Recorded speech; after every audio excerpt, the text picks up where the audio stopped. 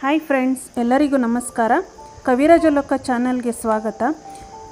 ನೀವು ಹೋಟೆಲ್ಗಳಿಗೆ ಹೋದಾಗ ಇಡ್ಲಿ ದೋಸೆ ಜೊತೆಗೆ ಸಾಂಬಾರು ಕೊಡ್ತಾರಲ್ಲ, ಅದೇ ರೀತಿ ಸಾಂಬಾರು ಮಾಡೋದು ಹೇಗೆ ಅನ್ನೋದನ್ನು ನಾನಿವತ್ತು ನನ್ನ ವಿಡಿಯೋದಲ್ಲಿ ತಿಳಿಸ್ಕೊಡ್ತೀನಿ. ಹಾಗೆ ಆ ಸಾಂಬಾರು ಮಾಡೋಕ್ಕೆ ಬೇಕಾದಂಥ ಸಾಂಬಾರು ಪುಡಿ ಮಾಡೋದು ಹೇಗೆ ಅನ್ನೋದನ್ನು ಕೂಡ ನಾನು ನಿಮಗೆ ತೋರಿಸ್ಕೊಡ್ತೀನಿ. ಇದು ತುಂಬ ರುಚಿಯಾಗಿರುತ್ತೆ. ನೀವು ಮನೇಲಿ ಆರಾಮಾಗಿ ಮಾಡ್ಕೋಬೋದು. ಹೇಗೆ ಮಾಡೋದು ನೋಡೋಣ ಬನ್ನಿ. ನಾನಿಲ್ಲಿ 1 ಪಾವಷ್ಟು ಇಡ್ಲಿ ರೈಸ್, ಅಂದರೆ ಸೇಲಂ ರೈಸ್ ಅಂತ ನಿಮಗೆ ಹೊರಗಡೆ ಅಂಗಡಿಗಳಲ್ಲಿ ಸಿಗುತ್ತೆ, ಅದನ್ನು ಉಪಯೋಗಿಸ್ತಾ ಇದ್ದೀನಿ. 1/4 ಪಾವಷ್ಟು ಉದ್ದಿನಕಾಳು ತೊಗೊಂಡಿದ್ದೀನಿ. ಉದ್ದಿನಕಾಳು ಇಲ್ಲ ಅಂದರೆ ಉದ್ದಿನ ಬೇಳೆನಾರು ತೊಗೋಬೋದು. 1/4 ಪಾವಷ್ಟು ಗಟ್ಟಿ ಅವಲಕ್ಕಿ ತೊಗೊಂಡಿದ್ದೀನಿ. ನೋಡಿ, ಈ ರೀತಿ 3-4 ಸರಿ ಚೆನ್ನಾಗಿ ಈ ರೀತಿ ತೊಳ್ಕೊಂಡು ಈ ಮುಳುಗುವಷ್ಟು ನೀರು ಹಾಕಿ 6ರಿಂದ 7 ಗಂಟೆಗಳ ಕಾಲ ಇದನ್ನು ನೆನೆಸ್ಕೋಬೇಕು. ಆಮೇಲೆ ಗ್ರೈಂಡ್ ಮಾಡಬೇಕು. ನೋಡಿ, ಇದು ಈಗ ಚೆನ್ನಾಗಿ ನೆಂದಿದೆ. ಇದನ್ನು ನಾನು ರುಬ್ಕೊಂಬರ್ತೀನಿ.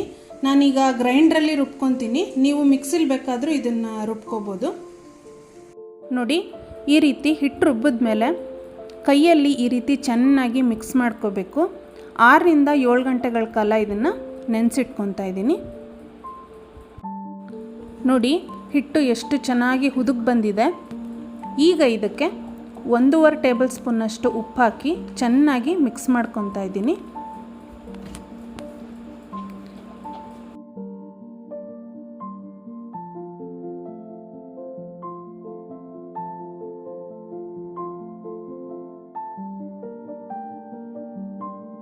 ನೋಡಿ, ಇಡ್ಲಿ ಬೇಯಿಸೋ ನಾನಿಲ್ಲಿ ಕಡಾಯಿ ಇಟ್ಕೊಂಡಿದ್ದೀನಿ.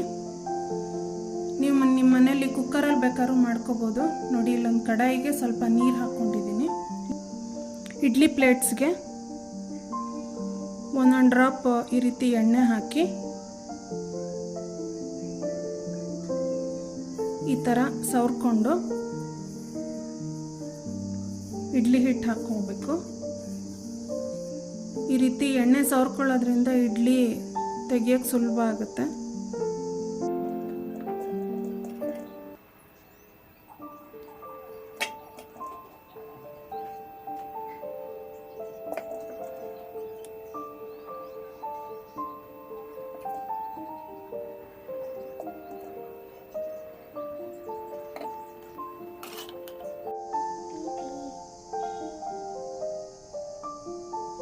ನೋಡಿ, ಇಡ್ಲಿ ಎಷ್ಟು ಸಾಫ್ಟಾಗಿ ಚೆನ್ನಾಗಿ ಬೆಂದಿದೆ.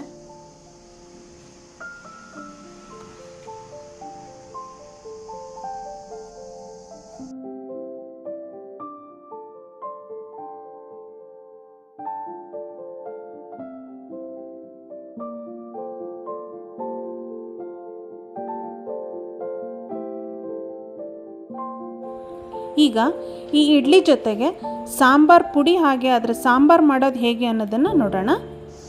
ಮೊದಲಿಗೆ ಸಾಂಬಾರು ಮಾಡ್ಕೊಳ್ಳೋಕ್ಕೆ ಪೌಡ್ರ್ ಮಾಡ್ಕೋಬೇಕು.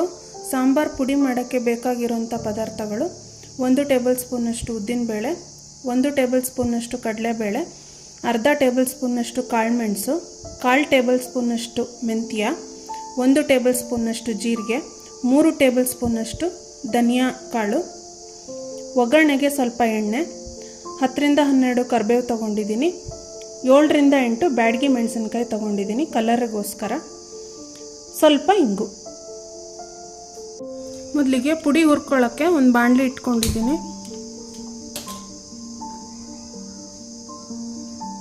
2 ಟೇಬಲ್ ಸ್ಪೂನಷ್ಟು ರಿಫೈನ್ಡ್ ಆಯಿಲ್ ಹಾಕ್ತಾಯಿದ್ದೀನಿ.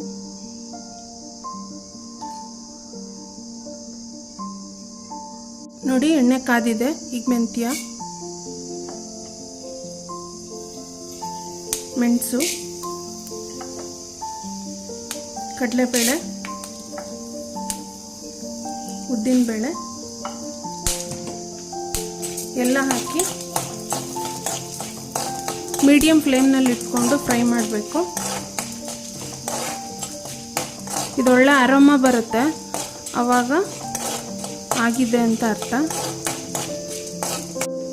ಈಗ ಧನಿಯಾ ಹಾಕ್ತಾ ಇದ್ದೀನಿ. ಹಾಗೆ ಜೀರಿಗೆ ಹಾಕ್ತಾ ಇದ್ದೀನಿ. ಧನಿಯಾ ಹಾಕಿದ ತಕ್ಷಣ ಚೆನ್ನಾಗಿ ಫ್ರೈ ಮಾಡಬೇಕು. ಈಗ ಕರಿಬೇವು ಹಾಕ್ತಾಯಿದ್ದೀನಿ.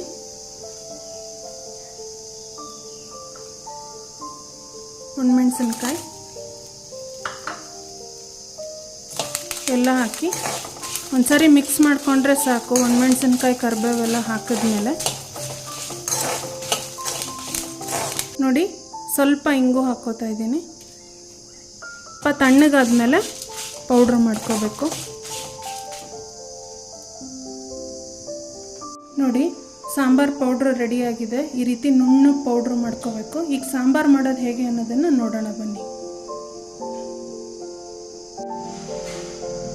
ಈಗ ಸಾಂಬಾರು ಮಾಡೋದಕ್ಕೆ ಬೇಕಾಗಿರೋಂಥ ಪದಾರ್ಥಗಳು, ನಾನಿಲ್ಲಿ 100 ಗ್ರಾಮ್ ತೊಗರಿಬೇಳೆನ ಬೇಯಿಸಿಟ್ಕೊಂಡಿದ್ದೀನಿ. 2 ಮೀಡಿಯಮ್ ಸೈಜ್ ಈರುಳ್ಳಿನ ಈ ರೀತಿ ಸಣ್ಣದಾಗಿ ಕಟ್ ಮಾಡಿಟ್ಕೊಂಡಿದ್ದೀನಿ. 3 ಟೊಮೆಟೊನ ಈ ರೀತಿ ಸಣ್ಣದಾಗಿ ಕಟ್ ಮಾಡಿಟ್ಕೊಂಡಿದ್ದೀನಿ. ಸ್ವಲ್ಪ ಹುಣಸೆ ರಸ, ಸ್ವಲ್ಪ ಕೊತ್ತಂಬರಿ ಸೊಪ್ಪು, 3-4 ಟೇಬಲ್ ಸ್ಪೂನಷ್ಟು ತೆಂಗಿನ ತುರಿ, ಒಗ್ಗರಣೆಗೆ ಸ್ವಲ್ಪ ಸಾಸಿವೆ, 2 ಒಣಮೆಣಸಿನ್ಕಾಯಿ ತೊಗೊಂಡಿದ್ದೀನಿ, ಹಾಗೆ ಅರ್ಧ ಟೇಬಲ್ ಸ್ಪೂನಷ್ಟು ಜೀರಿಗೆ, ಸ್ವಲ್ಪ ಬೆಲ್ಲ, ಹಾಗೆ ರುಚಿಗೆ ತಕ್ಕಷ್ಟು ಉಪ್ಪು. ನೋಡಿ ಈಗ ಪೌಡ್ರ್ ಮಾಡ್ಕೊಂಡಿದ್ನಲ್ಲ ಅದೇ ಜಾರ್ಗೆ ತೆಂಗಿನಕಾಯಿ ಹಾಕ್ತಾಯಿದ್ದೀನಿ.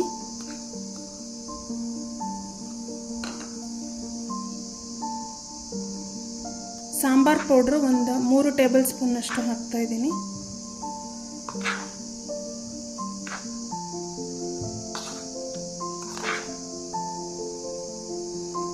ಇದಕ್ಕೆ ಸ್ವಲ್ಪ ನೀರು ಹಾಕಿ ನುಣ್ಣಗೆ ರುಬ್ಕೋಬೇಕು. ನೋಡಿ ಈ ರೀತಿ ನುಣ್ಣಗೆ ರುಬ್ಕೊಂಡಿದ್ದೀನಿ. ಈಗ ಸಾಂಬಾರು ಮಾಡೋದು ಹೇಗೆ ಅನ್ನೋದನ್ನು ನೋಡೋಣ. ನಾನಿಲ್ಲಿ ಸಾಂಬಾರು ಮಾಡೋದಕ್ಕೆ ಒಂದು ಕುಕ್ಕರ್ ಇಟ್ಕೊಂಡಿದ್ದೀನಿ. ನೀವು ಪಾತ್ರೆ ಬೇಕಾದ್ರೂ ಉಪಯೋಗಿಸ್ಕೋಬೋದು. 3-4 ಟೇಬಲ್ ಸ್ಪೂನಷ್ಟು ಎಣ್ಣೆ ಹಾಕ್ಕೊತಾ ಇದ್ದೀನಿ. ಇದ್ರ ಬದಲಿಗೆ ತುಪ್ಪ ಬೇಕಾದರೂ ಹಾಕ್ಕೋಬೋದು.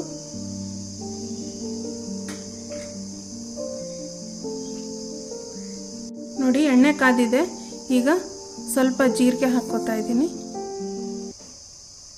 ಜೀರಿಗೆ ಹಾಕಿದ ಮೇಲೆ ಸ್ವಲ್ಪ ಕರಿಬೇವು, ಈರುಳ್ಳಿ ಹಾಕ್ತಾ ಇದ್ದೀನಿ.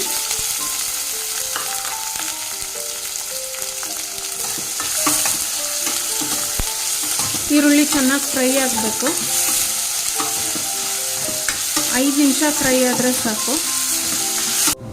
ನೋಡಿ ಈರುಳ್ಳಿ ಚೆನ್ನಾಗಿ ಫ್ರೈ ಆಗಿದೆ.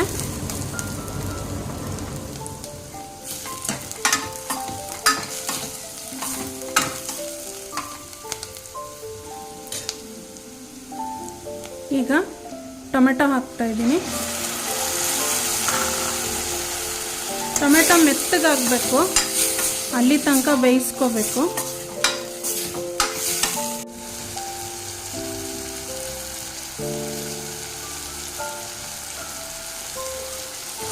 ನೋಡಿ ಈಗ ಟೊಮೆಟೊ ಚೆನ್ನಾಗಿ ಮೆತ್ತಗಾಗಿದೆ.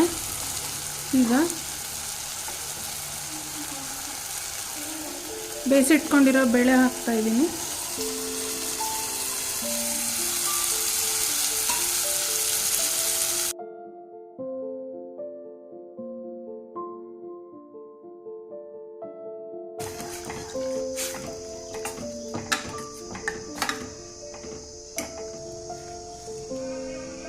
ರುಚಿಗೆ ತಕ್ಕಷ್ಟು ಉಪ್ಪು ಹಾಕ್ತಾ ಇದ್ದೀನಿ.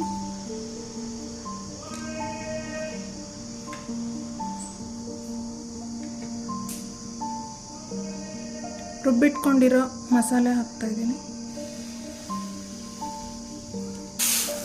ಈ ಸಾಂಬಾರು ಹೆಂಗೆ ಅಂದರೆ ತುಂಬ ಗಟ್ಟಿಯಾಗೂ ಇರಬಾರ್ದು, ತುಂಬ ತೆಳುವಾಗೂ ಇರಬಾರ್ದು. ನೋಡಿ ಈ ಹದದಲ್ಲಿರಬೇಕು. ನೋಡಿ ಈಗ ಬೆಲ್ಲ ಹಾಕ್ತಾ ಇದ್ದೀನಿ. ನಿಮಗೆ ಹೋಟ್ಲಲ್ಲಿ ಸಿಗೋಂಥ ಸಾಂಬಾರುಗಳು ಸ್ವಲ್ಪ ಸ್ವೀಟಾಗಿರುತ್ತೆ, ನಾನು ಅದಕ್ಕೆ ಇಲ್ಲಿ ಬೆಲ್ಲ ಹಾಕ್ತಾ ಇದ್ದೀನಿ. ನಿಮಗೆ ಬೆಲ್ಲ ಜಾಸ್ತಿ ಬೇಡ ಅಂದರೆ ಸ್ವಲ್ಪ ಹಾಕ್ಕೋಬೋದು. ಬೆಲ್ಲ ಹಾಕಿದ್ಮೇಲೆ ಸ್ವಲ್ಪ ಹುಣಸೆ ರಸ ಅಂದರೆ ಒಂದು 3 ಟೇಬಲ್ ಸ್ಪೂನಷ್ಟು ಹುಣಸೆ ರಸ ಹಾಕ್ತಾಯಿದ್ದೀನಿ.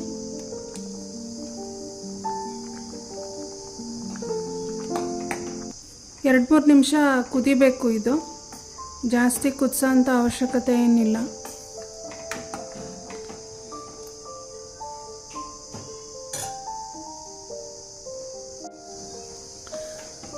ಇದಕ್ಕೆ ನೀವು ಸಣ್ಣ ಈರುಳ್ಳಿ ಅಂದರೆ ಸಾಂಬಾರು ಈರುಳ್ಳಿ ಅಂತ ಬರುತ್ತಲ್ಲ, ಅದನ್ನು ಉಪಯೋಗಿಸಿ ಸಹ ನೀವು ಸಾಂಬಾರು ಮಾಡ್ಬೋದು. ನೋಡಿ, ಈ ಥರ ನೊರೆ ಎಲ್ಲ ಒಂದು ಕಡೆ ಬರ್ತಾ ಇದೆ ಅಂತಂದರೆ ಸಾಂಬಾರು ಆಗಿದೆ ಅಂತ ಅರ್ಥ. ಈಗ ಸ್ಟವ್ ಆಫ್ ಮಾಡ್ಕೊತೀನಿ. ಈಗ ಇದಕ್ಕೊಂದು ಒಗ್ಗರಣೆ ಕೊಡಬೇಕು.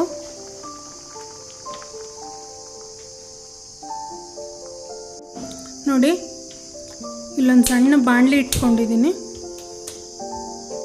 1 ಟೇಬಲ್ ಸ್ಪೂನಷ್ಟು ಎಣ್ಣೆ ಹಾಕ್ತಾಯಿದ್ದೀನಿ. ನೋಡಿ, ಎಣ್ಣೆ ಕಾದಿದೆ. ಈಗ ಸಾಸಿವೆ ಹಾಕ್ತಾಯಿದ್ದೀನಿ.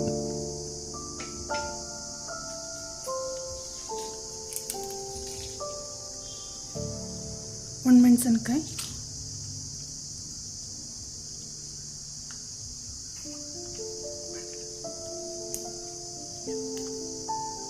ಸ್ವಲ್ಪ ಇಂಗು, ಚಿಟಿಕೆ ಅಷ್ಟು.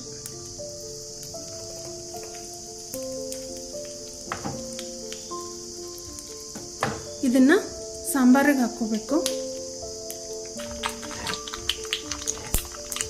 ನೋಡಿ, ಸಾಂಬಾರಿಗೆ ಹಾಕ್ತಾಯಿದ್ದೀನಿ.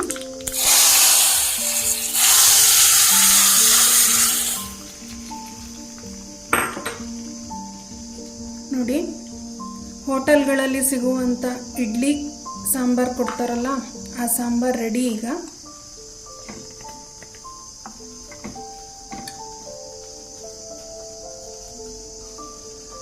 ಮೇಲ್ಗಡೆ ಸ್ವಲ್ಪ ಕೊತ್ತಂಬರಿ ಸೊಪ್ಪು.